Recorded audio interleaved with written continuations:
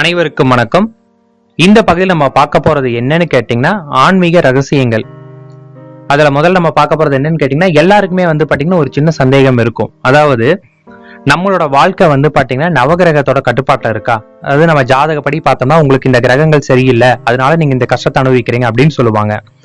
இன்னும் சில பேர் நீங்க போன ஜென்மத்துல பாவம் பண்ணியிருக்கீங்க, அதுக்கான கஷ்டங்கள் தான் நீங்க இப்ப அனுபவிக்கிறீங்க அப்படின்னு சொல்லுவாங்க. உண்மையிலே பாத்தீங்கன்னா நம்மளோட இந்த வாழ்க்கை, நம்ம படுற கஷ்டங்கள் இல்ல நம்ம கிடைக்கக்கூடிய சந்தோஷங்கள், இதுக்கெல்லாம் காரணம் என்ன அப்படின்னு பாத்துட்டீங்கன்னா நம்ம முன்பிறவில செஞ்ச பாவ புண்ணியங்கள் அடிப்படையில தான் நம்மளோட வாழ்க்கை அமையுது. அதே நேரத்துல பாத்தீங்கன்னா அந்த அமையக்கூடிய வாழ்க்கையை அதிகாரங்கள் பாத்தீங்கன்னா நவகிரகங்களோட கையில் இருக்கு. அதனாலதான் பாத்தீங்கன்னா நீங்க நவகிரகத்துக்கு சரியான முறையில வழிபாடு பண்ணிட்டு இருந்தீங்கன்னா அந்த பாவங்களோட தன்மை உங்களுக்கு குறைய ஆரம்பிக்கும்.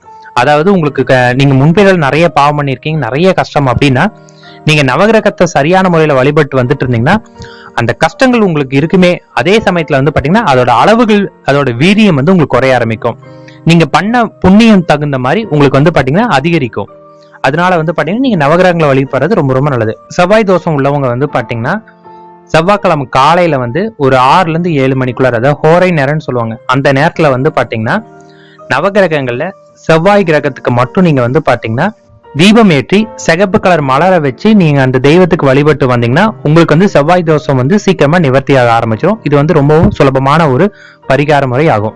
அதே மாதிரி நீங்க எந்த ஒரு நல்ல காரியம் செய்யறதா இருந்தாலுமே நீங்க பாத்தீங்கன்னா வளர்பிறையில பண்ண ஆரம்பிக்கணும். காரணம் ஏன்னு கேட்டீங்கன்னா வளர்பிறையை பாத்தீங்கன்னா நான் நவகிரகங்கள உருளான சந்திரனை குறிக்கும். அந்த சந்திரன் பாத்தீங்கன்னா நம்மளோட மனசை இயக்குவரே அவரு தான்.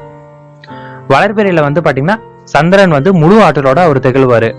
அந்த டைம்ல பாத்தீங்கன்னா நம்ம எந்த ஒரு காரியம் பண்ணாலும் நம்ம மனசுக்கு சந்தோஷத்தை கொடுத்து அந்த காரியம் நல்லபடியா நடக்கிறதுக்கு பாத்தீங்கன்னா சந்திரன் சீக்கிரம் அருள் புரிவாரு.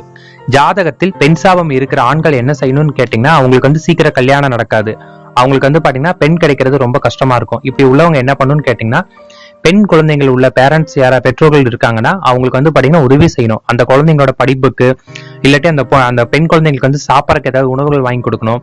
அந்த பெண் குழந்தைங்களுக்கு பாத்தீங்கன்னா துணிகள் எடுத்துறணும். இந்த மாதிரி பண்ணிட்டு வந்துட்டு இருந்தாவே அவங்களுக்கு பாத்தீங்கன்னா பெண் சாபம் குறைய ஆரம்பிக்கும். அதே போல நீங்க பாத்தீங்கன்னா எங்கேயாவது பெரியோர்களை பாத்தீங்கன்னா உடனே அவங்க காலில் விழுந்து ஆசீர்வாதம் வாங்குங்க. ஒரு 60 வயசுக்கு மேல உள்ள பெரியோர்கள் பாத்தீங்கன்னா 2 கையில தான் ஆசீர்வாதம் பண்ணுவாங்க. நீங்க அதை பார்த்துருந்தா உங்களுக்கு தெரியும். அப்படி அவங்க ஆசீர்வாதம் பண்ணும்போது உங்களுக்கு பாத்தீங்கன்னா உடம்புல அதிகப்படியான நல்ல எண்ணங்கள் உங்களுக்கு பரவ ஆரம்பிச்சு நெகட்டிவ் எனர்ஜி உங்க உடம்புல இருந்து வெளியேற ஆரம்பிக்கும். அது மூலியமா உங்க வாழ்க்கையில பாத்தீங்கன்னா நீங்க ஆசைப்படுறது எல்லாமே உங்களுக்கு சீக்கிரம் கிடைக்க ஆரம்பிச்சிடும். ஒரு குழந்தை பிறந்துச்சுன்னா அந்த குழந்தைய உடனே நீங்க கோயிலுக்கு கூட்டு போக கூடாது. அந்த குழந்தைய குறைஞ்சது 22 நாளைக்கு அந்த குழந்தைய நீங்க கோயிலுக்கு கூட்டு போக கூடாது. 22 நாளுக்கு அப்புறம் அந்த குழந்தைய நீங்க கோயிலுக்கு கூட்டு போகலாம்.